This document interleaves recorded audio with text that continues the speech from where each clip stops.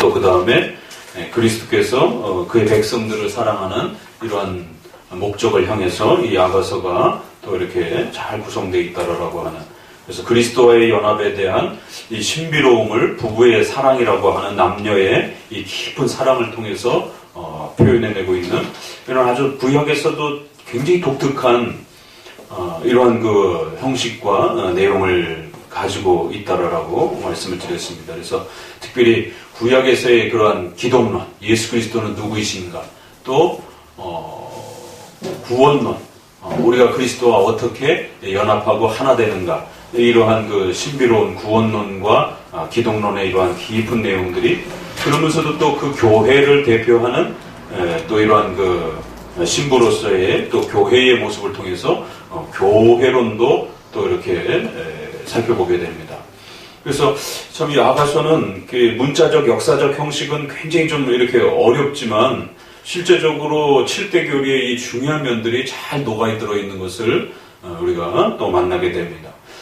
그렇기 때문에 앞서 말씀드린 것처럼 문자적 역사적 표현에 있어서는 우리가 7계명을 기본으로 해서 남녀의 성과 또 부부의 연합이라고 하는 이런 아주 깊은 사랑의 애정을 기본 형식으로 출발을 하기 때문에 아가서의 첫 번째 과제는 이처럼 7계명과 관련된 부부의 결혼의 이런 아름다움, 또 남녀의 사랑의 이러한 귀한 복된 은혜들, 그래서 성경은 결코 부부의 이러한 그 연합과 성, 또 이러한 친밀함들을 결코 죄악시 취급하지 않고 오히려 그리스도와의 이 연합과 사랑을 예표하는 하나의 모형적 모델로 사용할 정도로 부부의 사랑과 연합이라고 하는 것은 성경에서 가장 신비로운 또 그런 연합과 하나됨을 표출하는 그런 아주 중요한 또 하나의 수단이 될 수도 있다라는 것을 먼저 우리가 또 잘 극복해 가셔야 됩니다. 그래서 이 아가서를 읽어가면서 적어도 7계명과 관련된 남녀의 이러한 그 부부의 사랑과 또 성에 대한 이러한 선물로서의 복으로서의 하나님의 주신 그 결혼 또 성, 이러한 그 세계관 신앙관들을 아가서를 통해서 잘 정립하게 되면 더더구나 몇 번에 걸쳐서 말씀드렸지만 우리 한국적 유교적 문화 속에서는 더더욱이나 또 한국교회가 이원론적인 세대주의적인 영향을 많이 받았기 때문에 흑백 논리로 아주 강하게 이렇게 이 성에 대한 부분들이 더럽거나 또 죄악시 취급되어지는, 이래서 마치 종교 생활에 이 성에 대한 부분들이 아주 불편한 것처럼, 그래서 이 성을 억제하고 또 될 수 있으면 회피하는, 그것이 마치 종교적인 어떤 거룩함의 어떤 그 또한 모습인 것처럼 이렇게 비춰지는 영향이 아주 많다고 그랬어요. 그래서 이런 부분들의 잘못된 이 세계관 때문에 건전한 그러한 부부간의 성과 이런 연합에 대한 부분조차도 아주 소극적이고 부정적이고 죄처럼 취급하지는 않아도 아주 이렇게 더러운 걸로 이렇게 종교적인 또 그런 어떤 내용과 맞물릴 때는 마치 부부의 이러한 그 성에 대한 부분들은 아주 그 저급한 것처럼, 그래서 기도 생활이라든가 교회의 어떤 특정한 어떤 그 프로그램과 맞물리게 되면 이 부부의 이러한 성적 연합이라든가 이런 부분들은 아주 후순위로 이렇게 밀려버리는, 그래서 부부 생활에 아주 이렇게 심각한 위기를 불러일으키게 되는 그러한 잘못된 이 성에 대한 개념들을 이 아가서를 통해서 이번 계기를 통하여 아주 충분히 좀 이렇게 극복하실 수 있도록 잘 정립하실 수 있도록 그렇게 또 읽어가시면 큰 도움이 됩니다. 알게 모르게 이런 성에 대한 나쁜 이미지들이 이렇게 문화 속에서 깔려있기 때문에 이런 아가서들을 읽어가면서 그 문장 하나하나의 표현 속에서 이러한 부부간의 이러한 사랑과 이러한 성적인 연합에 대한 그 하나님의 복과 은혜들이 얼마나 멋있고 또 얼마나 그 복되게 이렇게 하나님이 말씀해 주시는지에 대해서 또 잘 이렇게 곱씹으면서 이해해 가는 것입니다. 그럴 때에 부부의 사랑이라는 게 이렇게 아름다운 것이구나. 또 부부 안에서 이루어지는 그 성적인 또 이런 친밀함들이 이렇게 신비롭고 깊은 것이구나. 부부의 안에서 일어나는 그 성은 그 어떠한 것이라도 이렇게 파괴되어져서도 안 되고 그 어떤 것으로도 방해되어져서도 안 되고 그 어떤 것으로도 함부로 이렇게 훼손되어져서는 안 된다라고 하는, 오히려 신약으로 넘어가게 되면 디모데서라든가 히브리서를 통해서 혼인을 침소를 거룩하게 여기라, 소중하게 여기라라고 하는 이런 말씀들, 또 그러한 부부의 결혼과 성 이런 부분들을 아주 무가치하게 여기는 이런 악한 가르침들에 대해서 그건 귀신의 가르침과 같다라고 할 정도로 아주 엄중하게 책망하면서 구약이나 신약이나 금욕주의적인 그런 개념의 지나친 금욕주의적인 그러한 세계관으로서 이러한 7계명을 들여다보는 것에 대해서 아주 엄중히 경고하고 있다는 사실을 명심하셔야 됩니다. 그래서 아가서를 충분히 이해하려면 일단 문자적인 역사적인 그 배경으로 쓰여진 남녀의 결혼과 그 성적 연합의 아름다움을 충분히 읽어내셔야 돼요. 그러니까 이 문자와 이 표현이 뭘 뜻하는지를 이해를 일단 못하면 이게 그리스도와 성도들의 신비로운 그 친밀함의 어느 부분을 말하는지를 추적해 가기가 굉장히 어렵단 말이에요. 그러니까 발판 없이 바로 도약하는지 이런 일이 벌어질 수 있다는 것이죠.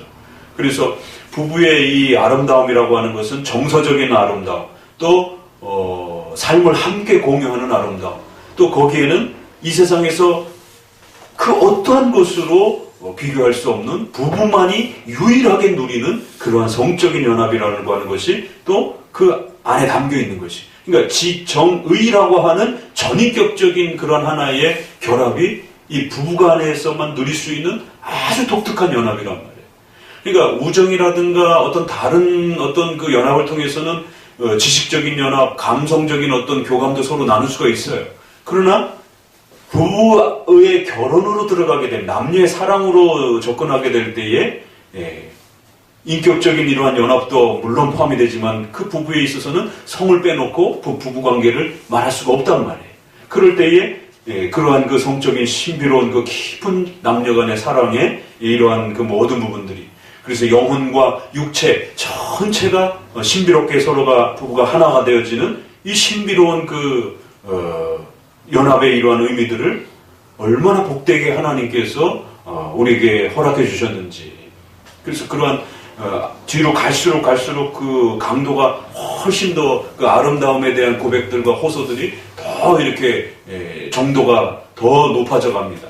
그럴 때에 당혹스러워하는 것이 아니라 그만큼 하나님이 부부간에서 이루어지는 그러한 신체적인 또 내적인 신앙의 아름다움, 영혼의 아름다움, 또 육체의 아름다움, 이런 모든 부분들이 얼마나 아름답게 이렇게 묘사되어지고 있는가.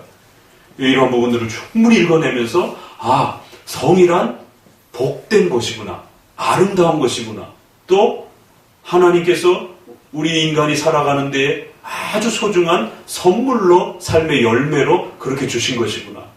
그러니까 이러한 새로운 성에 대한 가치관들이 아가서를 통해서 충분히 이렇게 새로운 그러한 가르침과 내용들이 들어오셔야 돼요. 그렇지 않으면 계속해서 성은 부정적이라는 것에 대한 아주 강력한 세계관이 우리 마음을 지배하고 있는, 그래서 부부 사이에서도 성에 대해서 함부로 얘기하지 못하는, 이게 한국 현실입니다. 실제적인 부부들의 상담들을 이렇게 해보게 되면 부부끼리도 성 얘기를 못해요. 그래서 아주 가벼운 그러한 그 성에 대한 이런 여러 가지 이 이야기들조차도 부부끼리 못 나누는. 그렇다고 병원에 가서 어떤 그러한 여러 가지 신체적인 정서적인 어떤 상담을 받아서 이렇게 건강한 마음과 신체를 이렇게 유지하는 그런 것도 자유롭지 못하고, 마치 한국 문화에서 정신과 출입이 자유롭지 못한 것처럼 부부 사이에서도 성에 대해서 이야기하지 못하면 누구랑 성에 대해서 얘기를 하냔 말이에요. 아무한테도 말하지 못하고 자기 혼자 그냥 속으로 끙끙끙끙 앓고 있고, 그렇다고 병원에 다녀오는 것도 아니고, 그러면서 결국에는 그 부부가 누려야 될 그러한 아름다운 이런 성에 대한 모든 부분들이 그냥 닫혀져 있는. 그러니까 한쪽에는 성평등, 젠더, 인권 이런 부분을 통해서 너무 망가져서 문제지만 한쪽에서는 너무 폐쇄적이어서 문제가 된다는 것이. 그래서 부부가 결혼을 약속하고 이제 청첩장을 받고 그러면 어떤 준비로 돌입해야 되느냐면 반드시 가족들 간의 집안의 이 관계성을 배워야 되고 가족 대 가족의 연합이기 때문에 가족을 찾아뵙고 인사하고 그 가족의 관계를 이렇게 잘 유대 관계를 맺는 법을 배워야 되고 또 부부가 남녀 간에 이러한 그 삶을 출산, 양육, 생계 이런 모든 부분들을 어떻게 꾸려갈 것인지에 대한 충분한 의논과 또 협의가 준비되어야 됩니다. 의식주에 대한 실제적인 대책안들을 어떻게 마련해 갈 것인지에 대한 이제 본격적인 실제적 준비가 돌입해야 된다는 것이죠. 그리고 마지막 하나가 성적인 연합에 대한 부분들을 어떻게 준비해 갈 것인지에 대해서 충분히 이제 결혼을 확정한 배우자하고는 그런 논의들을 해나가셔야 돼요. 그래서 준비하고 공부하셔야 돼요. 소위 말해서 피임의 이런 방법들을 어떻게 자녀 출산에 대한 부분을 바로 자녀를 가질 것만 몰라도 어떤 직업의 가족의 어떤 그 형편 때문에 바로 아이를 갖지 못한 상황이라면 어떻게 피임을 진행할 것인지에 대해서 부부간에 이제 결혼하지는 않았지만 결혼을 확정한 대상자에게 있어서는 충분히 그러한 피임의 방법에 있어서까지도 서로 의논하고 그러면 피임의 여러 방법들이 있는데 어떤 방법을 선택할 것인지 그런 부분에 있어서 여성에게 좀 더 남성에게 여러 가지 방법들을 고민하면서 그 중에서 가장 그 본인들에게 적절한 부분들을 어떻게 선택할 것인지 그럼 그것은 전문가인 의사에게 도움을 받을 수도 있는 것이고 다양한 방법으로 실제적인 성에 대한 부분들을 어떻게 준비해 갈 것인지에 대해서 공부하시고 배워가셔야 된다는 거예요. 준비하셔야 된다는 거예요. 그냥 아무것도 모르는 상태에서 덜컥 그냥 이렇게 결혼에 이러한 부분들이 들어가는 게 아니라는 것이. 그러면 더더욱이나 남성들의 성에 대한 무지함 때문에 어떤 일이 벌어지느냐면 그러니까 아가서는 이런 문법적 역사적인 이러한 부분에 있어서 성에 대해서 논의될 수 있는 아주 그러한 그러니까 우리가 성과 관련해서 이야기할 수 있는 최소한의 이런 부분들을 아주 충분히 다뤄주고 있습니다. 신체적인 묘사 또 깊은 그러한 서로의 연합 속에서 일어나는 친밀감에 대한 그런 묘사 우리가 놀랄 정도로 그 남녀의 그 깊은 애정과 사랑 부분들을 내적인 부분, 외적인 부분을 할 것 없이 전부 포괄해서 다루고 있단 말이에요. 그래서 아가스를 읽어가면서 잘못 형성되어 있던 결혼에 대한 개념, 성에 대한 개념, 남자와 여자에 대한 이해에 대한 개념 이런 부분들을 깨트리는 충분한 좋은 시간으로 가지시면 굉장히 좋은 말씀이 되고 또 결혼을 앞두고 있는 이런 또 청년들에게 있어서는 아가서를 같이 읽어가면서 또 더더욱 친밀하게 성경 공부를 하는 것도 하나의 또 새로운 또 방법론도 되기도 하고 그러니까 그만큼 남자와 여자의 그 독특한 차이에 대한 부분들도 아가서가 이렇게 또 다뤄가기도 합니다. 그래서 남자로서의 하나님이 주신 창조의 또 이러한 고유한 그 아름다움에 대해서 신부가 또 그 남편과 자기의 그 남편을 칭송하고 그 아름다움과 멋있음을 이렇게 흠모하는 또 남편이 아내의 그 성적인 아름다움과 여성으로서의 그 아름다움에 대한 부분들을 머리끝부터 발끝까지 아주 상세하게 묘사할 정도로 그래서 이 글 자체만 읽어도 대략 이렇게 머릿속에 이렇게 상상이 될 정도의 그런 아주 신체적인 아름다움의 묘사에 대해서 아주 극찬을 하면서 그렇게 그건 남녀의 각각에 주신 하나님의 고유한 창조의 아름다움이란 말이에요. 그래서 남자가 다르다라는 것, 여자가 다르다라는 것 이런 부분들을 보면서 결혼을 준비한 그러한 그 예비 부부들 사이에서 남자에 대해서 배우고 여자에 대해서 배우고 이런 시간들도 서로 가질 수 있는 시간들이 되기도 하고 그런데 이제 이러한 그 공부 없이 결혼을 그냥 아무 대책 없이 그냥 눈 떠보니까 결혼했더라 이런 식으로 결혼을 진행하게 되면 이 성과 관련해서 가장 첫 문제가 되는 것은 현대인들은 그나마 그래도 기본적 여러 가지 정보 지식들이 있어서 그래도 조금 도움을 받지만 특별히 성과 관련해서 가장 예민한 여성의 그러한 순결성에 대한 문제들 이런 것들이 남자의 성에 대한 무지함 때문에 애매한 여성들만 이렇게 고통을 받고 모함을 받는 그래서 소위 말해서 첫날 밤을 보냈는데 어이 처녀가 아닌 것 같더라. 이제 이런 식의 정말 그 무지함의 이러한 그 이제 인식들이 왜요? 여성이 그 순결함의 그 이런 몸의 반응으로 나타나는 혈흔이라든가 이런 부분들이 과연 어떻게 나타날 것인가? 이랬을 때 거기에 대한 무지함들이 아내 되는 사람이 혈흔이 없었다. 처녀가 아니다. 이런 식으로 이제 추론하는 이제 이런 방식들은 굉장히 위험한.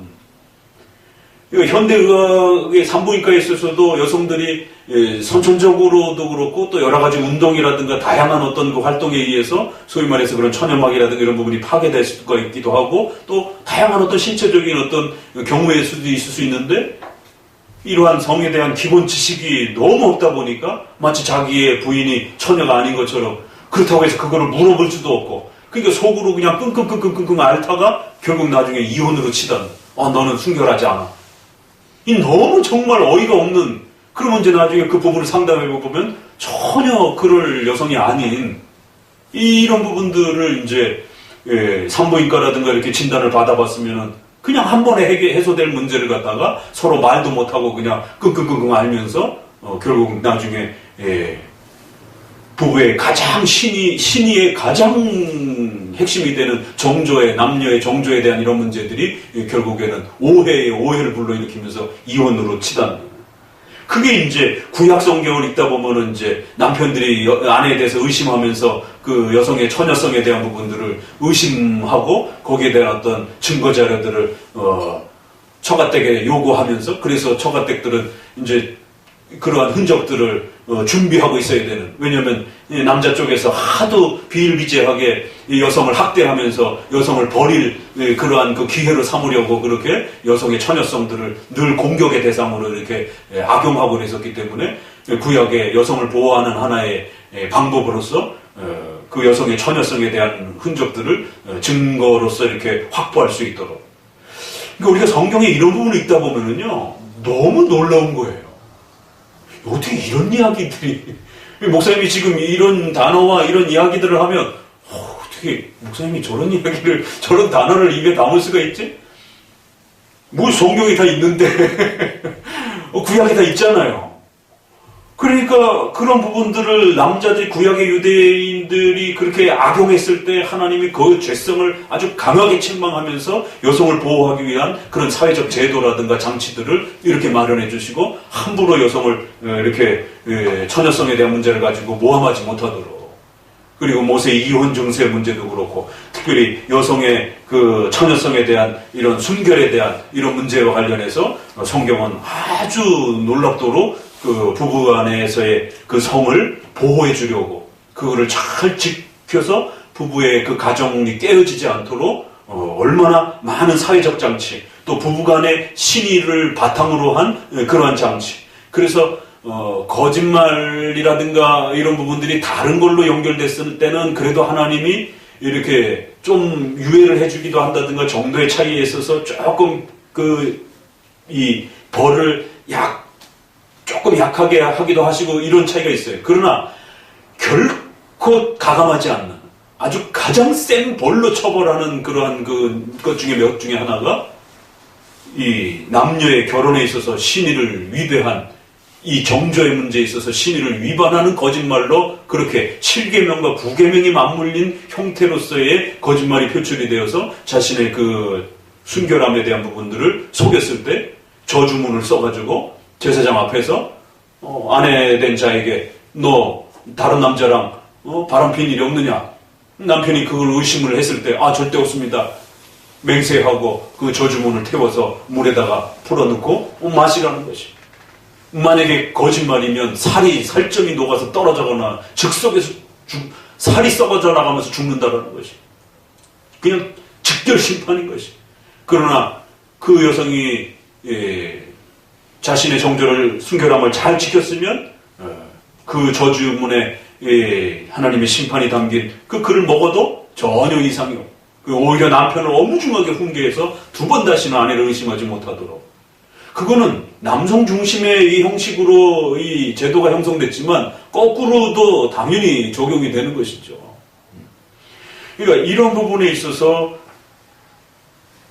남성의 지나친 성에 대한 무지함, 또 아내에 대한 그러한 그 여성의 처녀성에 대한 이런 부분들을 지나치게 이러한 그 사회적 제도 안에서 폭력적으로 이렇게 접근하는 이러한 방식들, 이런 여러 가지 방식들이 구약 시대에도 그렇고 오늘 우리 시대에도 그렇고 사회적인 이런 그 수준에서도 상당히 압박들을 많이 받고 있는 것이. 그러다 보니까 더더욱 기독교인 여성들은 이런 성에 대한 문제들에 대해서 위축될 수밖에 없고 소극적이 될 수밖에 없고 어떤 문제가 이렇게 신체적인 아픔이라든가 정서적인 아픔이 있어도 그거를 남편에게조차도 어떤 고민거리를 털어놓지도 못하고 함께 의논해서 어떤 방안들을 이렇게 찾아가지도 못하고 완전히 그냥 고립돼서 홀로 그 모든 것을 그냥 다 감수해내는 이런 부분들에 대한 성에 대한 아주 그 부정적이고 소극적이고 폐쇄적인 이러한 그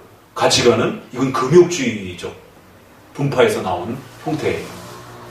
성경은 결코 성에 대해서 그렇게 폐쇄적이지 않고 부정적이지 않습니다. 부부간에 이루어지는 성은 그리스도와의 연합에 대한 이러한 예표로 쓰여질 정도로 그리스도의 이 예표로 쓰여지는 건 그렇게 많지 않습니다. 그 중에 가장 대표적으로 가장 적극적으로 쓰여지는 게 이 부부의 이 연합의 이 관계 속인데 바로 그렇기 때문에 구약에서부터 신약에 이르기까지 읽어가는 그 과정의 모든 내용들 속에 이 결혼에 대해서 얼마나 적극적으로 성경이 이 하나님께서 세워주신 결혼이라는 것, 하나님이 축복해 주시는 결혼이라는 것, 그렇기 때문에 종교적인 목적으로라도 어떤 사회적인 어떤 그 질서 속에서도 함부로 부부간의 이 자리를 침해하거나 위협하지 말라라고 엄중하게 사회적인 이 제도 속에서 또 종교적인 어떤 명분으로라도 함부로 하지 못하도록 아주 철두철미하게 보호해주는 이러한 그 장치들을 보게 된다는 것이.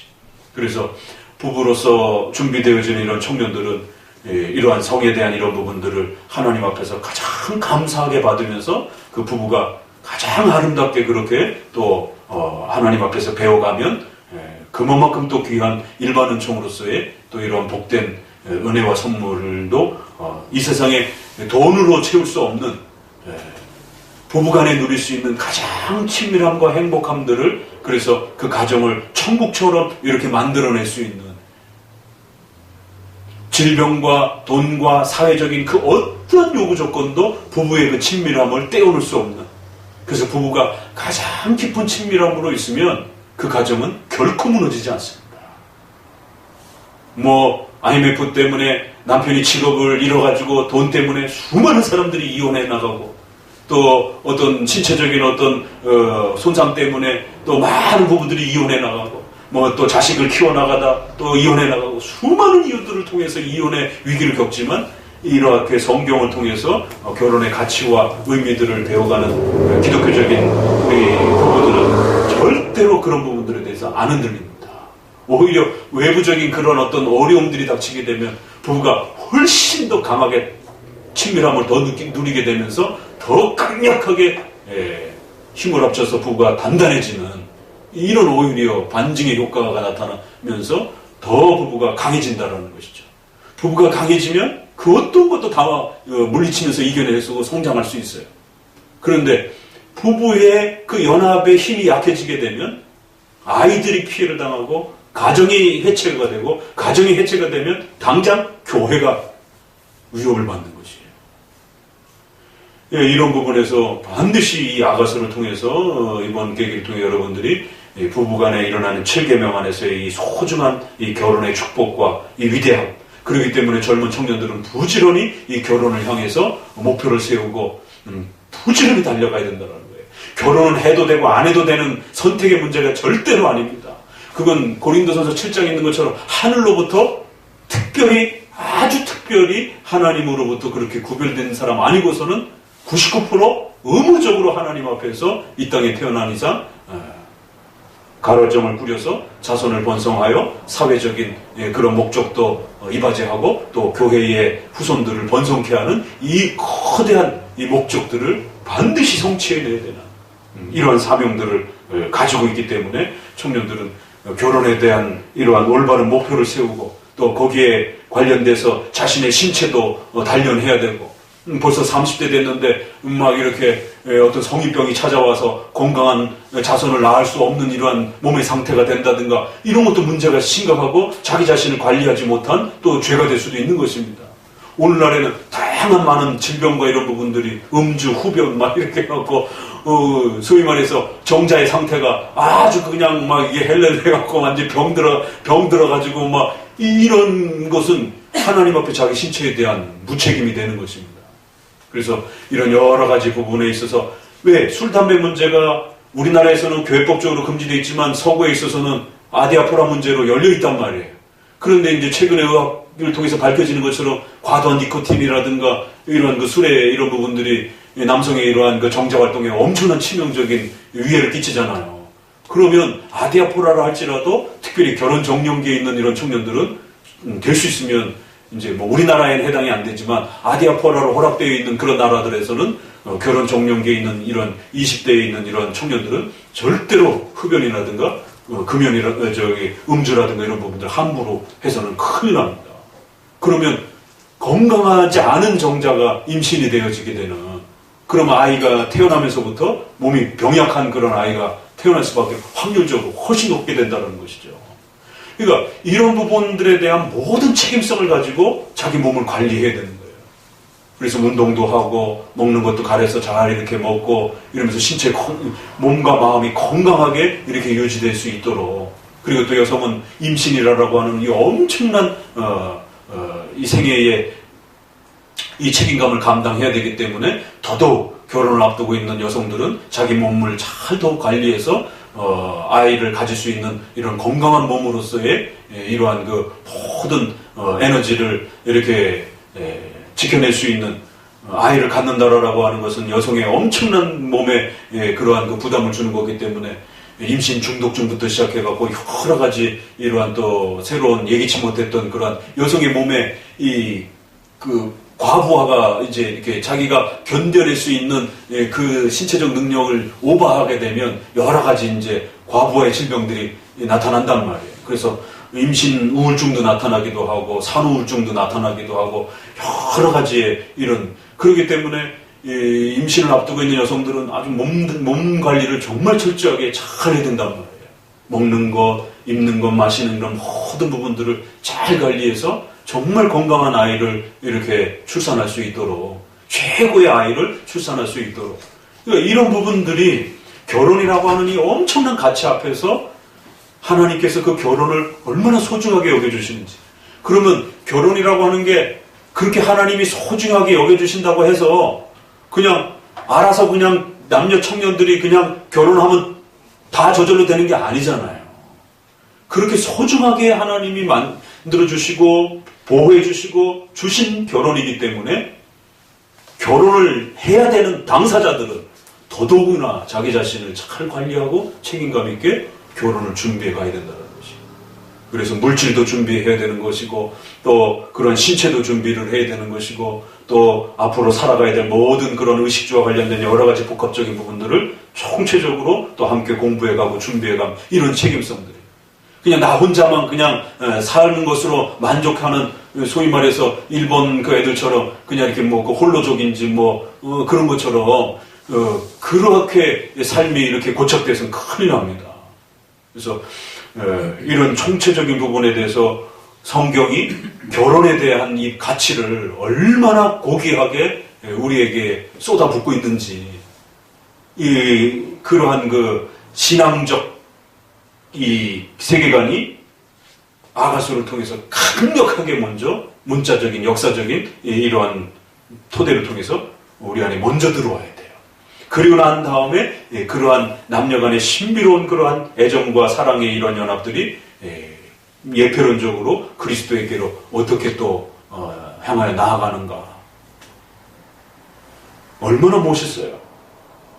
이런 부분들을 등한시하게 되면 결국 이 아가서를 읽으면서도 전혀 아가서를 통해서 유익을 누리지 못하는, 실제적으로 자신의 삶의 이 기쁨과 또 신앙적인 또 이런 유익들이 이렇게 또 차단되어지는 이런 부분들을 또 우리가 겪게 됩니다. 그래서 거듭거듭 이 아가서를 읽어내는 게 굉장히 어렵고 힘들지만 그럼에도 불구하고 모든 걸 총동원해서 이 아가서에 대한 이런 깊이들을 또 조금씩 이번은 다 배우는 건 아니고 아가서를 이렇게 배워가야 되는구나에 대한 방향성들을 맛보는 겁니다. 그럼 이제 여러분들이 이렇게 노트에다가 잘 정리해 두셨다가 두고두고 성경을 아가서를 읽을 때마다 그 깊이들을 더 읽어내시면 되는 겁니다. 이제 방향성만 정확하게 도와드리는 것이. 자, 1절을 같이 한번 읽어봅니다. 나는 샤론의 수선하여 골짜기에 백합화로구나. 2절 여자들 중에 내 사랑하는 신랑 가운데 백합화로구나.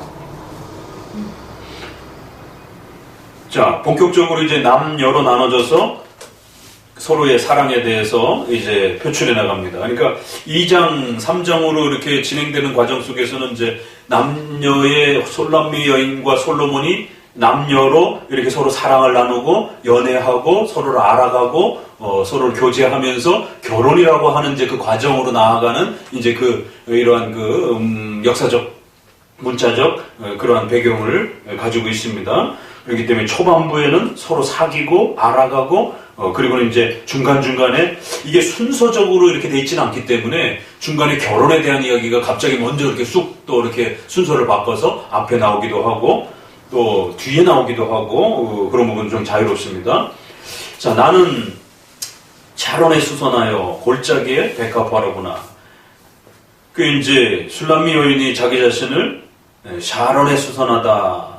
그 골짜기에 또 백합화로다. 이제 이게 역사적 해석을 해야 되는 거죠. 샤론에 수선하라라고 왜 그러는가? 그럼 샤론은 도대체 어느 지역과 어느 부분을 표현하는가? 백합화. 그러면 우리가 지금 느끼는 백합화하고 유대인들이 느꼈던 백합화는 또 전혀 다른 의미를 갖고 있단 말이에요. 그러면 이제 우리가 찬송가에도 보게 되면 그 샤론 있죠? 샤론의 꽃 예수 뭐 이렇게 이제 예수님을 샤론의 꽃으로 이렇게 비유하는. 그래서 이제 그 식물 도감이라든가 동물 도감이라고 하는 이런 그 배경사학적인 그런 사전들을 이렇게 보게 되면 이제 뭐 샤론이라는 꽃이라고 하는 것이 치료적 그러한 꽃 중에서도 이렇게 진리겨가지고 상처에 바르면은 낫기도 하고 이제 또 이런 어떤 건 향료의 이렇게 재료로 쓰이기도 하고 이렇게 종류가 다 다르잖아요. 그럴 때 뭐 이제 샤론은 이제 상당히 이렇게 치료적인 어떤 그런 기능도 있다라고 하고 상당히 이 이스라엘 백성들에게는 아주 친근하면서도 굉장히 이렇게 일상생활에 있어서 아주 유용하게 쓰여지는 그런 또 꽃이고 또 백합화도 역시 마찬가지입니다. 그 신약에는 백합화가 어디 등장하죠? 응? 그렇죠. 솔로몬의 입은 마태복음 6장을 할 때 이 백합화 이야기를 하면서 솔로몬의 그 영광 모든 것이 이 꽃 하나 키워낸 그 신비로움보다도 못하다라고 하면서 하나님은 솔로몬보다도 더 엄청난 역사들을 행하실 수 있다라고 하면서 그 백합화를 비교 대상으로 이렇게. 그러니까 이스라엘 백성들에게 있어서는 이 백합화를 이렇게 언급하고 설명하고 이러는 것이 굉장히 이렇게 그들의 삶 속에 아주 가깝게 접할 수 있었던 그런 꽃이었기 때문에 그래서 자기 자신을 샤론에 수선하여 골짜기의 백합. 근데 이제 문제는 그 앞에 형용사가 문제. 골짜기의 백합화. 샤론의 수선화. 이제 샤론은 조금 일반 이렇게 주거 지역에서 피는 꽃은 아니고 상당히 좀 이렇게 외딴 지역에서 이렇게 좀 피는 그런 꽃. 그래서 이렇게 들판이나 이렇게 좀 외진 곳. 그러니까 이제 술람미 여인이 자기 자신을 향해서 나는 아주 이렇게 외진 곳에 피어나는 한 송이 아주 이렇게 꽃과 같다. 또 골짜기 속에서 있는 백합하긴 백합하지만 골짜기 속에 있는 백합화 같다. 그러니까 사실 좋은 느낌은 아니에요. 골짜기나 이렇게 들판, 황량한 들판이라든가 이런 부분들이. 이제 술람미 여인이 자기 자신을 표현하면서 굉장히 이렇게 외적으로 봤을 때는 볼품없고 또 이렇게 연약하고 부족해 보이지만 그럼에도 불구하고 소중한 백합화라고 하는, 그래서 겉으로의 그러한 볼품없음과 그럼에도 불구하고 아주 소중한 가치를 지니고 있는 그러한 좋은 그 꽃처럼 이렇게 자기 자신을 외적 내적의 그러한 부분으로 이렇게 표현을 해요. 그러자 이제 왕이 이 솔로미 여인을 향해서 여자들 중에 내 사랑은 가시나무 가운데 백합화 같구나. 그래, 너는 정말 귀하고 소중한 백합화다. 그런데 가시나무 속에서 피어나는 마치 그러한 그 백합화. 그 백합이 어때요? 저도 백합 상당히 좋아합니다. 제가 냄새를 잘 못 맡는데 코가 망가져가지고 목사님이 지하에서 목회하면서 10년 목회하면서 이 코가 다 망가져서 못 가고 이 개척교회 목사님들의 슬픔이에요. 그래갖고 냄새 잘 못 맡아요. 가수구 냄새도 못 맡아. 가스 냄새도 못 맡아. 근데 꽃향기는 맡아. 신기하죠? 그 백합화가 향이 진하잖아요. 뭐 꽃 하나 송이는 막 진동을 하잖아. 그 백합화 향을 참 좋아해요. 그 이 백합화 향을 폐쇄된 공간에서 오래 맡으면 이렇게 막 그 어지러움증 느낄 정도로 향이 진하다고 그러잖아요. 그러니까 이 백합화를 성도들에게 이렇게 비유한 것을 보게 되면 신약에 보면 그리스도의 향기다 이렇게 성도들을 많이 그렇게 표현하고 백합화의 그 향에 그 아주 진동하는 그러한 그 이런 부분들을 생각하면 백합화의 그 고유한 가치가 그렇게 아주 귀한 이런 그 향이 피어오르는 그런 모습을. 근데 그게 가시나무에서 피는 거예요. 그러면 이제 바로 매치가 되잖아요. 어느 정도. 좋은 곳에서 피는 게 아니라 정말 열악한 환경 중에 이렇게 그 백합화가 피어나면서 그리고 이제 여기에서 조금 더 확장해서 해석하시는 분들은 그 가시나무를 뚫고 이제 막 이렇게 긁히고 막 이러면서 피어나다 보면 이 백합화가 이렇게 긁히면 향이 더 이렇게 진하다고 그러더라고요.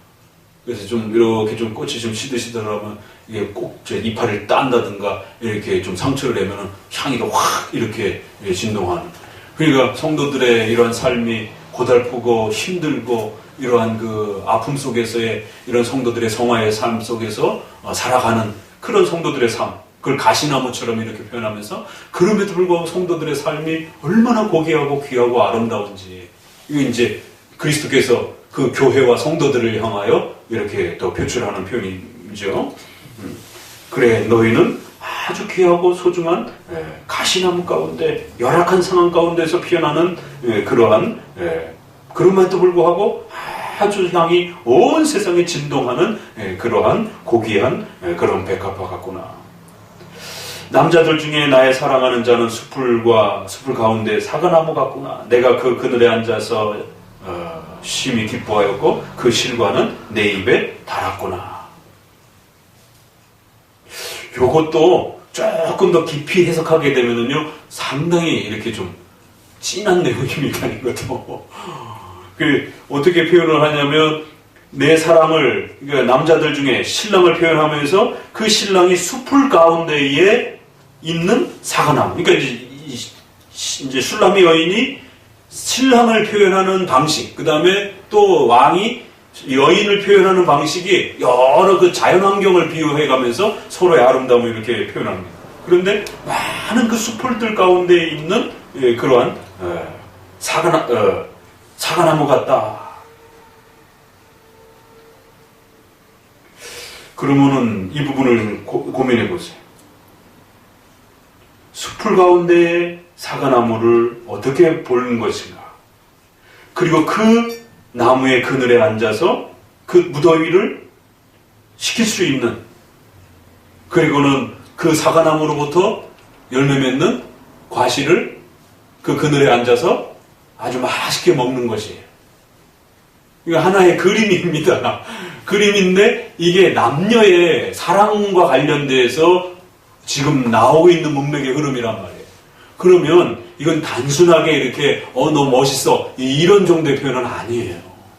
그래서 이제 이것을 조금 더 역사적, 문자적으로 이렇게 해석해가는 이제 주석학자들은 이거는 이제 남녀의 그러한 성적인 그러한 그 연합의 아주 그 황홀함과 그 깊이들을 이렇게 자기 신랑으로부터 여성이 이렇게 느끼는 그런 성적인 즐거움과 기쁨들을 남성으로서 자기 남편의 그 멋있음을 이렇게 표현하면서 그 많은 남자들 중에 내 남편은 아주 최고요.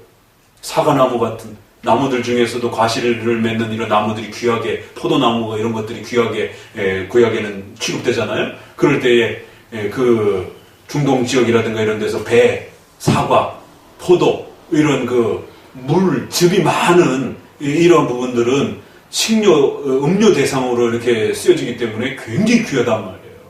그러니까 그 신랑의 정신적, 육체적 이런 모든 사랑을 그 엄청난 갈증을 해결할 수 있는 그러한 아주 달콤한 그러한 사과나무처럼 그렇게 아주 흡족해 하는, 그러면서 그 나무의 그 그늘은 엄청난 무더위로부터 그 무더위를 전부 다 막아주고 해소해 줄 수 있는, 자기 신랑이 아내에게 주는 이러한 보호막과 같은 이러한 멋스러움들이, 또 그 남편이 아내에게 주는 이러한 달콤함과 거기서 그 사과를 달콤함을 먹으면서 즐기는 그런 기쁨들은, 그러니까 남녀의 이러한 그 사랑을, 이 연합을 뭘로 표현할 도리가 없으니까 아주 맛있는 그 과일을 아주 시원한 곳에서, 여러분 바캉스 생각하시면 되죠.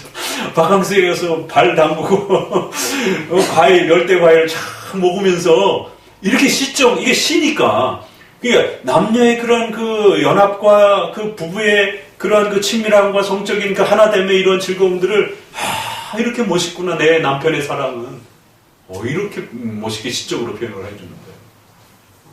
그 황홀감과 그 기쁨을 여성이 누릴 수 있는 그 최고의 그러한 그 희열과 기쁨들을, 이렇게 즐겁고 내 남편의 사랑이 이렇게 멋있구나, 그 무더위를 한 방에 다 날리는 시원함, 세상의 고초와 모든 그 힘든 것들을, 그 무더위와 같은 그런 세상의 아픔들을 남편의 사랑과 남편과 같이 있었을 때 다 잊어버리는 것 같은, 그리고 세상의 그 목마름과 갈급함의 그 갈증들 때문에 고통스러워하고 괴로워하는 그 모든 부분들이 부부가 사랑을 나누고 힘을 합쳐서 이렇게 또 서로가 하나 되어지면 그것도 씻은 듯이 싹 또 그 고통들을 잊어버리고 힘을 내요. 실제적으로 이제 결혼을 해서 여러분들이 이제 그런 남녀 간의 부부의 결혼에 이러한 그 깊은 성적인 연합으로 나아가게 되면 그런 표현들이 무슨 뜻인지를 실제적으로 또 경험하게 됩니다. 그래서 아무리 바깥에서 막 고통스러워도 부부가 서로 대화하고 또 성적으로 친밀감을 잘 누리고 이렇게 되면은요, 또 건강하게 그 회사에서 받는 스트레스라든가 이런 부분들 능히 이렇게 스트레스 해소하고 다 이렇게 씻어내고 건강하게 또 이렇게 회사 생활을 할 수 있는, 이게 이제 하나님이 주신 부부의 힘이에요. 막 엄청나게 막 스트레스 받는, 머리가 막 지끈지끈 아프고 막 이러는데 가사노동, 육체노동, 또 이런 사람들로부터는 온갖 스트레스, 그러니까 이거를 자꾸 술, 담배 이런 쪽으로 푸는 거예요. 중독에 빠지는 이런 형태로. 그래서 우리 건강한 젊은 부부들의 이러한 그 성에 대한 부분들을 교회가 부지런히 가르쳐야 된다는 게, 하나님이 주신 그 모든 외부로부터의 이 어마어마한 그 공격들을 부부가 결혼이라고 하는 이 울타리 안에서 그 모든 외부의 위험들을 다 녹여내는 거예요. 이 용광로와 같은 이 부부의 이 사랑 안에서 바깥으로 들어왔던 근심 걱정들이 싹 녹아 없어져 버리는 거지. 그래서 신비롭다라는 거예요. 집안의 문제, 돈 문제, 무슨 자식 문제, 회사 문제, 이런 모든 부분들이 얼마나 스트레스 쌓이고 삶에 이런 부분들이 힘이 듭니까? 그런데도 부부가 서로 깊이 사랑을 나누고 또 그런 그 사랑이 뭐래 칸트적인 사랑이라고 그랬잖아요. 그런 이 머리적 사랑이 아니라 전인격적인 이러한 온 몸과 마음의 이러한 그 사랑을 나눌 때 정말 그 무더위를 해소하는 것 같은 그 갈증을 그 맛있는 이 사과를 통해서 흡족하게 그 갈증을 해결하면서 모든 이러한 그 어려움들을 충분히 다 해소해내는, 이게 남자도 마찬가지고 여성도 마찬가지예요. 아주 건강하게 모든 어려움들을 아주 다 물리쳐낼 수 있는, 어떤 어려움도 부부를 건들지 못하는, 그러기 위해서는 부부가 더 단단하게 하나가 되고 아주 강력하게 그렇게 서로가 밀착되어 있고 서로가 연합되어 있어야 돼요. 그러면 어떤 것도 문제되지 않습니다. 그러니까 이 표현이 그렇게 멋있게 신랑의 사랑을 먼저, 아내된 쪽에서 신랑의 사랑을 사과나무 같구나, 그리고 그늘에 앉아서 그 쉬면서 그렇게 그 실과를 아주 맛있게 먹으면서, 그러면 어떻게 했어요? 막 지쳐있고 막 이런 상태에서 사과나무의 그 열매를 통해서 수분을 충족해내고 시원함을 통해서 회복되어져 가고, 이런 아주 건강한 그 회복을 이렇게 표현하는 겁니다. 그러자 이제 그가 나를 인도하여 잔치집으로 들어갔으니 그 사랑이 내 위에 기로구나, 그러면서 갑자기 결혼 얘기로 쑥 넘어갑니다. 그러니까 이제 요거는 좀 시간을 초월해서 이러한 그 사랑의 아름다움을 표현하면서 갑자기 그 결혼의 이 초대에 있었던 그 즐거움을 다시 또 이렇게 되새겨보는 것이, 너희는 건포도로 내 힘을 돋고 사과로 나를 시원케 하라. 내가 사랑함으로 병이 났습니다. 여기도 너희는 건포도로 내 힘을 돋고 사과로 나를 시원케 하라. 그러니까 이 건포도, 사과, 이제 이런 부분들이 지난번에도 말씀드렸던 것처럼 이거는 심신이 지쳐있는 그런 남녀에게 그 몸을 회복시켜 줄 수 있는 아주 좋은 음식이 되기도 하고, 또 이런 고대 근동지방의 이러한 부분들을 보게 되면 이 건포도, 이 떡이라고 그래요. 이게 그 단순한 그 건포도가 아니고 이게 이제 떡의 개념에 가까운, 그래서 이제 사무엘하 6장 19절에도 보면 이게 다윗이 그 자기 부하들하고 건포도로 만든 떡을 이렇게 나눠 먹고 이제 그래서 다시 기력을 회복하고 이제 이런 장면들이 나옵니다. 그러니까 부부의 이러한 그 사랑, 그리고 그 잔치, 결혼식, 그러면서 그 남녀가 신체 건강하게 이렇게 그 좋은 그런 소위 강장제와 같은 그런 역할을 해주는 이런 좋은 음식들을 통해서 몸의 기력을 회복해서 몸과 마음으로 부부가 더 깊이 사랑을 나누는 것이, 그래서 뭐라고 표현합니까? 내가 사랑함으로 병이 낫다라고 하면서 그 사모함의 아주 결정적 고백이, 내 남편을 사랑함으로 내가 병이 낫다. 이거 이제 우리가 시편 42편으로 가게 되면 그 유명한 비슷한 표현이 있죠. 이거 또 저기 찬송, CCM 찬송에도 있잖아요. 사슴. 목마른 사슴이. 사슴이 시냇물을 찾기에 갈급하듯이. 그 거의 비슷한 표현이에요. 그건 이제 남녀 간의 사랑이 아니라 일반적 이제 동물의 비유를 해놨지만, 그 갈증이 아주 제일 예민한 동물이 사슴이라고 그러더라고요. 이렇게 물을 오래 저장하지 못하는 그러한 그 동물 중에 하나라고 그러더라고요. 그래서 조금만 물이 먹지 못하게 되면 생존의 위협을 겪게 되는. 그래서 아주 온 생애를 다해서 그 물을 찾고 그리워하고 갈급해하는 이제 그런 동물의 비유를 통해서 우리 영혼의 그 갈급함을 이제 그렇게 이어가는. 그러니까 이제 이것이 결국 남녀의 사랑의 이 충분한 깊이와 아름다움이 결국 우리의 영혼이 그리스도를 사모하고 그 사모함 때문에 병이 나고 너무너무 그리스도를 그리워하고 갈망하고 애달파하는, 그래서 그 절정의 표현을 내가 사랑함으로 병이 났다라고 할 정도로 아주 최고 절정의 이제 결국 남녀의 사랑의 이 애정과 깊이가 이렇게 아주 서로를 너무 깊이 사모하고 사랑하는 이 모습으로 표현했고, 그것이 결국에는 이제 그리스도를 사모하고 사랑하는 그러한 영혼의 갈급함으로 나아갑니다. 그러면 자연적으로 그러한 그 성도가 그런 영혼의 갈급함을 해소할 수 있는 그 수단과 도구들이 뭐가 되겠어요? 당연히 은혜의 수단들이 되겠죠. 이것이 교회적으로 넘어오게 되고, 그럼 건포도라든가 사과라든가 이런 부분들은 당연히 뭘로 추적될 수 있겠어요? 성원이 은혜 수단으로, 성도들이 은혜 수단으로 영원히 힘을 얻는 건 뭐가 있어요? 말씀, 성례, 기도, 이렇게 해석할 수 있는 거예요. 그래서 건포도를 말씀이라 해석할 수도 있고 사과를 기도라고도 해석합니다. 이제 다른 구약학자들 중에서. 그래서 성도들은 이렇게 그리스도와의 이런 깊은 사랑을 유지하고 더 깊은 단계로 나아가기 위해서는 영혼이 이렇게 영식을 누릴 수 있는 이런 부분에서 말씀을 먹어야 되고 기도를 해야 되고 또 성례에 정기적으로 참석해야 되고. 그 히브리서 5장에는 말씀을 젖으로 이렇게 표현하잖아요. 어떨 때는 양식으로도 이렇게 표현을 하기도 하고. 히브리서에서는 젖으로 표현해요. 이게 낯선 게 아닙니다. 지난번에 그 여성의 가슴에 이런 두 부분을 갖다가 이렇게 말씀으로 먹고 사는 이런 걸로 이제 아이가 엄마로부터 그 영양분을 취하는 것처럼 이렇게 또 아가서는 표현해 간다고 그러잖아요. 그건 낯선 게 아니에요. 히브리서에서는 아예 대놓고 젖을 먹듯이 그렇게 우리가 하나님의 말씀으로 그 영의 양식을 취해야 된다라고 이렇게 표현이 됩니다.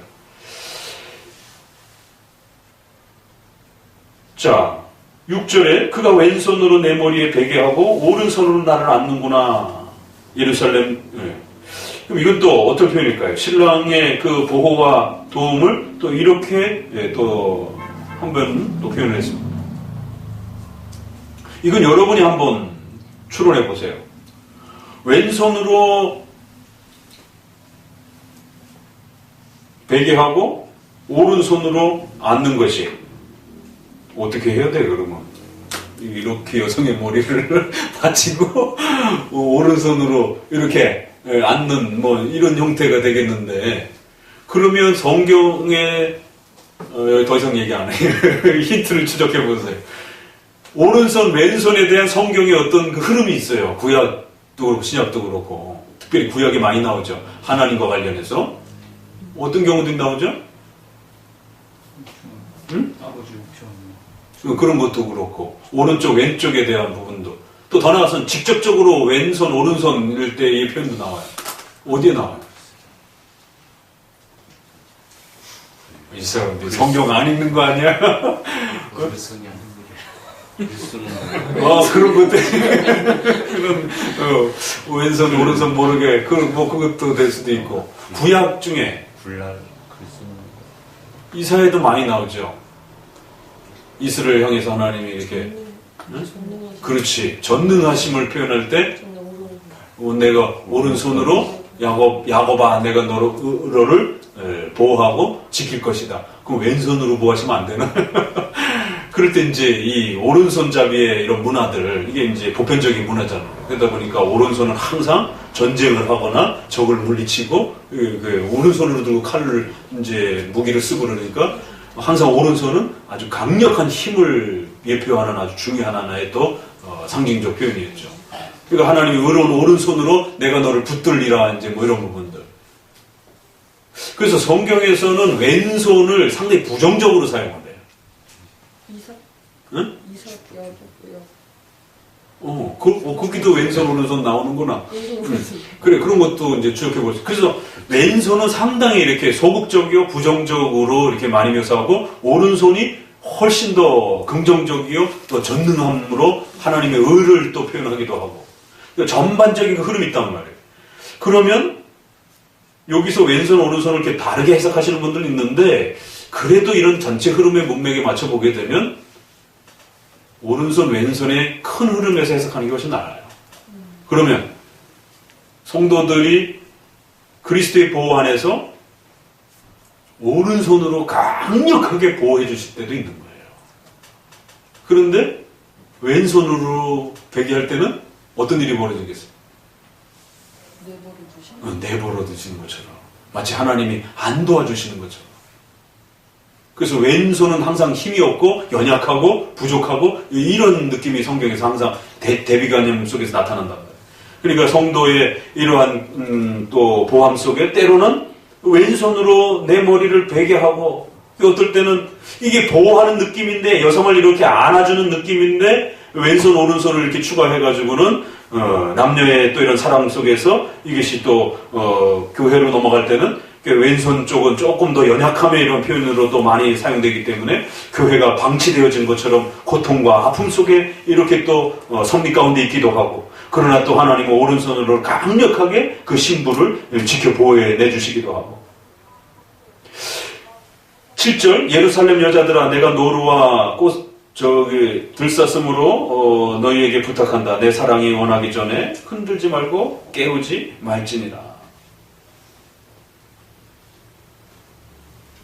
요 구절이 후렴구, 노래의 후렴구처럼 이제 계속 따라 붙습니다. 큰 단락을 이렇게 나눠가는 5번에 이렇게 정도에 걸쳐서 후렴구로 등장을 하면서 요 후렴구 때문에 큰 단락을 나누기도 해요. 5번 정도로. 아주 굉장히 중요한 메시지가 담긴 후렴구예요. 그런데 이 구절이 아주 어렵습니다. 이게 이제 왜 어려우냐면 도대체 이 대상이 누구냐라는 문제 때문에 그래요. 그 이제 NIV 영어 성경을 보게 되면 나의 사랑, 노루와 들사슴에서 내 사랑이라고 했을 때 이 사람을 누구를 말하는가? 그래, 술람미 여인을 말할 수도 있고 왕을 말할 수도 있어요. 왕이 이렇게 아름답다라고도 말할 수 있고, 왕이 또 신부를 내 사랑이 이렇게 예쁘고 아름답다, 그러니까 절대로 깨우지 말아라, 이렇게 표현되기도 해요. 그 NIV에서는 신랑으로 표현되어 있어요. 주어가 헷갈리니까 NIV가 이제 이렇게 주어를 이렇게 구별해 줬어요. 편집할 때. 신랑으로 표현했어요. 그러니까 이 7절은 신랑의 아름다움으로 표현을 해놓은 거예요. 그리스도께서 이렇게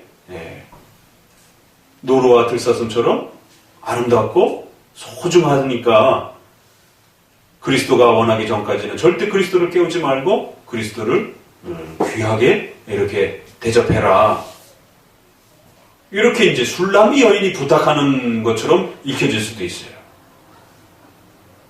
대부분 많이 이렇게 읽혀집니다. 그런데 이게 이제 제네바 성경이 우리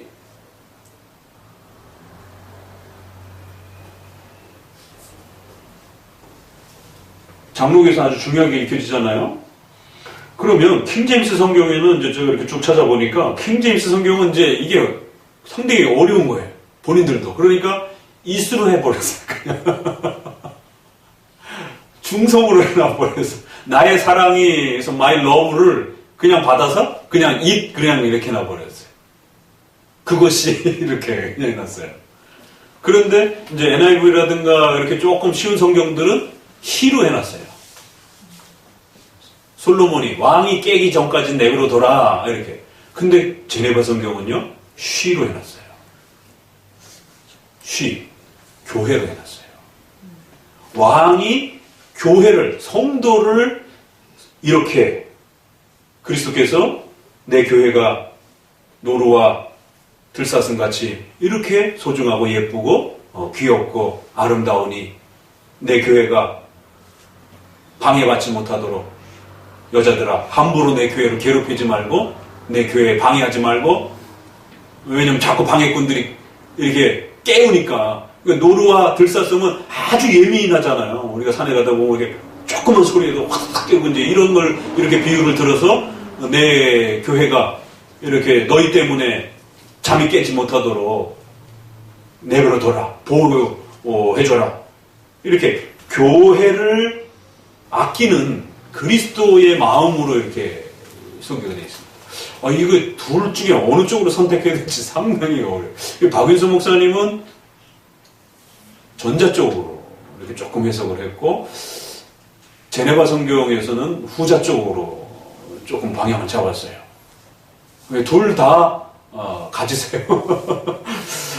그래서 이거를 신랑, 그리스도가 이렇게 아름답다라고 하니까 그 그리스도의 사랑을 오래 간직하고 싶어하는 그런 쪽으로 교회의 신부의 마음처럼 볼 수도 있고, 또 아니면 그리스도께서 교회를 소중하게 여겨주시는 내 교회가 얼마나 아름답고 이쁘고 귀한지에 대해서 그래서 그 교회를 함부로 방해하거나 깨우거나 그러지 말아라.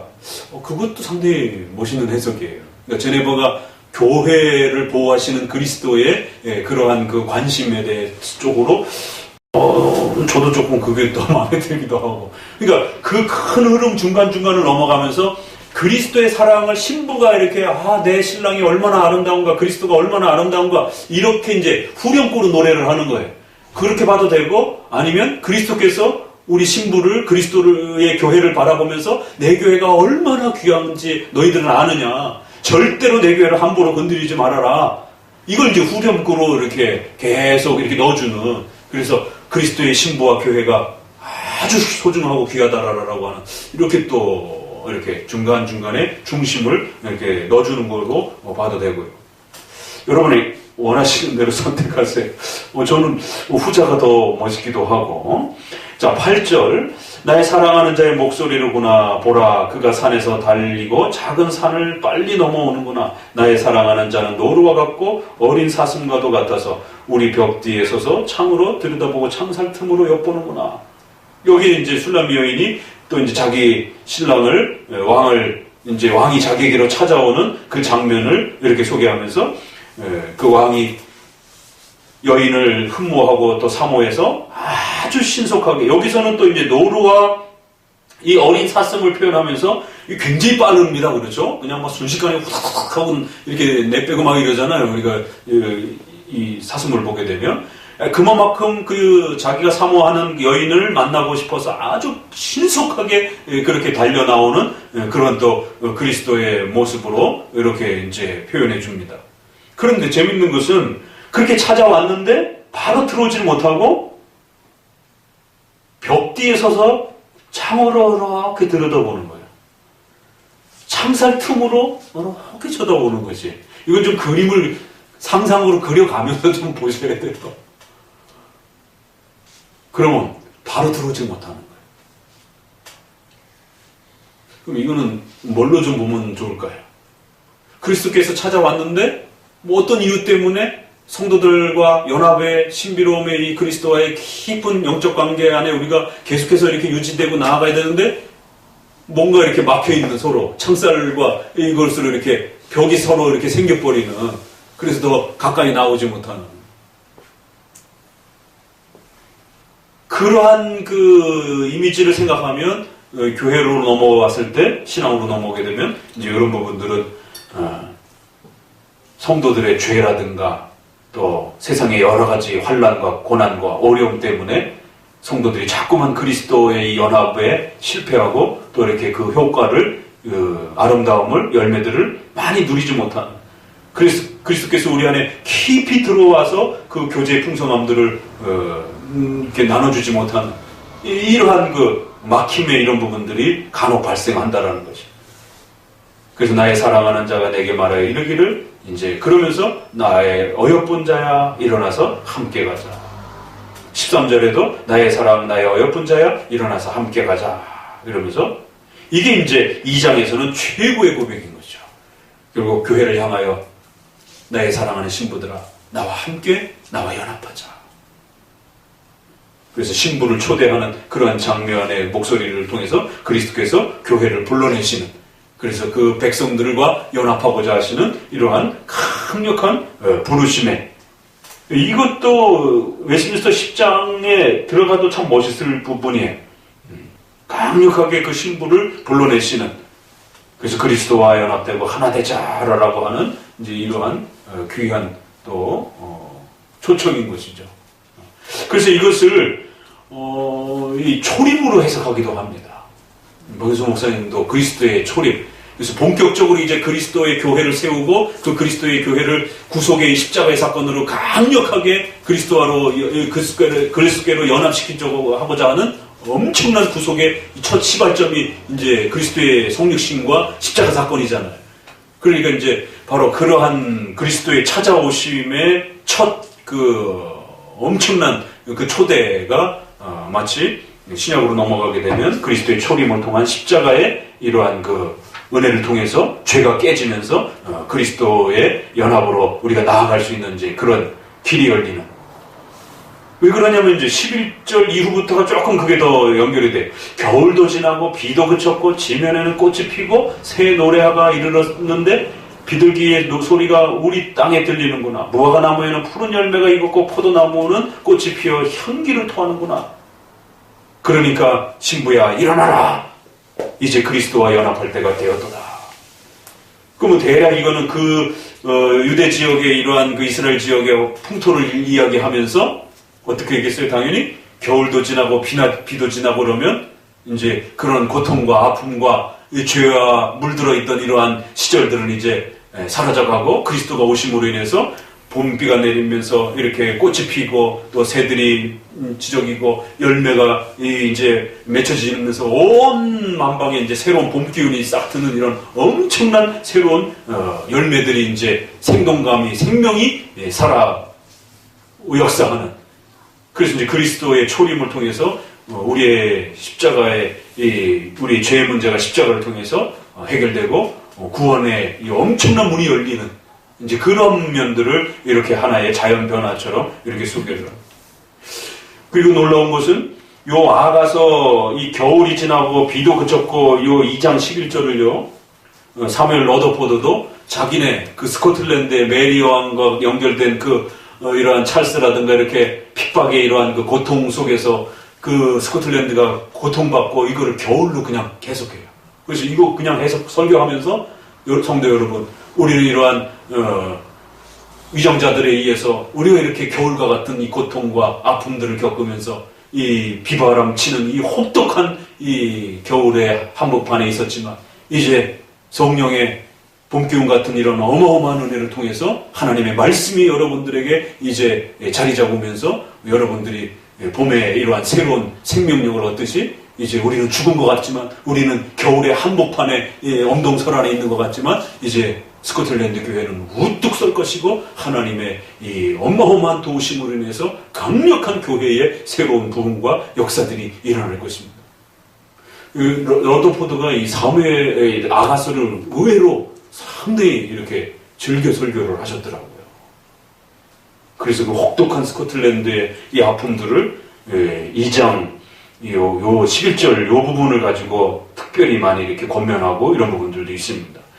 15절 우리를 위하여 여우 곧 그래서 이제 14절에 바위 틈 낭떠러지기 은밀한 곳에 있는 나의 비둘기야 나로 내 얼굴을 보게 하라 내 소리를 듣게 하라 내 소리는 부드럽고 내 얼굴은 아름답구나. 그래서 이제 교회에 대한 그 아름다움을 이렇게 마무리합니다. 그래서 비둘기처럼 표현하고 그래서 그 얼굴을 이렇게 보고 싶어하는 바위 틈 낭떠러지기 은밀한 곳에 있는 비둘기. 그러니까 아주 그 환란과 바위 틈이 얼마나 열악해요. 그러니까 그러한 신부가 있는 자리를 비둘기가 있는 자리를 백합화가 있는 자리를 가시나무 그 바위투성이 한복판 이런 데 이렇게 비유를 하면서 성도는 고통스럽고 괴롭고 힘든 이 환란의 한복판에서 늘 살아가지만 결국 그리스도께서 그 신부들을 보기 원하고 또 그들의 목소리와 소리를 늘 그리워하시고 또 그들의 기도 소리 또 그들의 예배 소리 이런 부분들을 늘 그리스도가 바라보고 계신다. 그러기 때문에 이제 우리를 위하여 여우 곧 포도원을 허는 작은 여우를 잡으라. 우리의 포도원에 꽃이 피었습니다. 그러니까 정신 바짝 차리고 포도원은 당연히 뭘 뜻하겠어요? 교회를 뜻하는 거겠죠. 왜? 포도원이란 지금 왕과 여인이 사랑을 나누는 아주 소중한 그 하나의 장소처럼 이렇게 표현되면서 왕궁, 때로는 포도원, 정원 이렇게 그 사랑을 나누는 장소로 이렇게 표현될 때 이것은 결국 남녀의 사랑을 나누는 그러한 장소로 표현되지만 결국 그런 사랑을 우리가 그리스도와 교회가 나눌 수 있는 또 성도가 나누는 것은 교회로 또 그렇게 표현되기 때문에 그 이제 여기도 보면은 작은 그 여우 이렇게 표현되어 있는데 히브리어에 보게 되면 슈알림 이렇게 되어 있어요.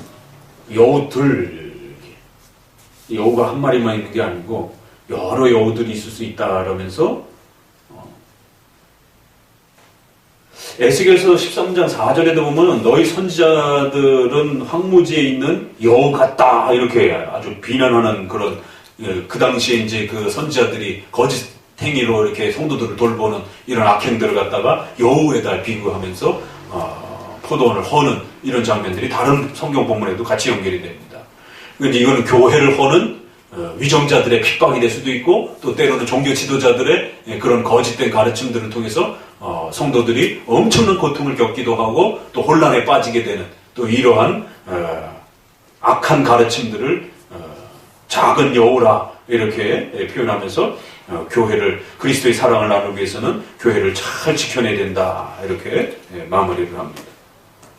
그러면서 나의 사랑하는 자는 내게 속하였고 나는 그에게 속하였구나. 그가 백합화 가운데 양떼를 먹이는구나. 이러면서 이제 여인의 고백으로 다시 또 돌아와서 이제 자신의 신랑의 사랑을 이것도 이제 문맥적으로는 상당히 깊이 그 남녀의 사랑의 친밀감에 대한 그 깊은 여성이 남성에게 속하고 남성이 여성에게 속했다라는 말은 이거는 이제 영적으로 마음적으로도 속하는 것이지만 이런 아가서 분위기를 이렇게 쭉 훑어가면서 보게 되면 이건 상당히 또 성적인 깊이에 남녀 간에 느끼는 그러한 그 서로의 애착감과 하나됨에 대한 그 깊이를 이렇게 아주 부부의 그런 사랑의 깊이로 표현하면서 내가 너 같기도 하고 너가 나 같기도 하는 이러한 부부의 하나됨의 이러한 신비로움을 이제 그리스도로 연결해서 요한복음 15장 같은 데도 보게 되면 포도나무 비유를 들면서 너희는 내게 속하고 나는 너희에게 속했다라고 하는